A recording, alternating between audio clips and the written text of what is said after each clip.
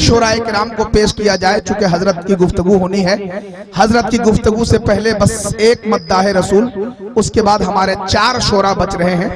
हजरत हलचल पुलामनी, हजरत रहबर पुलामनी, हजरत खुर्शीद तलहा और हमारे सैयद मोहम्मद रजा साहब। इन शोराए किराम को जो हमारे यहाँ पहली बार आए हैं और बहुत उम्दा कलाम और बहुत खूबसूरत लहजा लेकर जो इस वक्त पूरे हिंदुस्तान में चल रहे हैं, उन 4 मखसूस शोराए किराम को बिल्कुल आपके लिए महफूज रखा जा रहा है।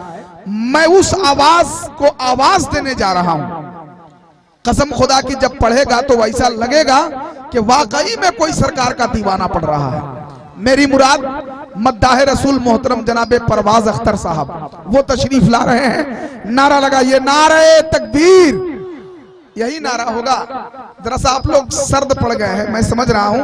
पीछे वाले लोग और आगे कुर्सियां संभाले लोग, सब लोग जरा हाथ उठाकर एक मर्तबा नारा लगा दीजिए, नारे तकबीर, नारे रिसालत, हाफिजे मिल्लत कॉन्फ्रेंस, मुसलमानाने तीसर टेटू का, नारे तकबीर, नारे रिसालत।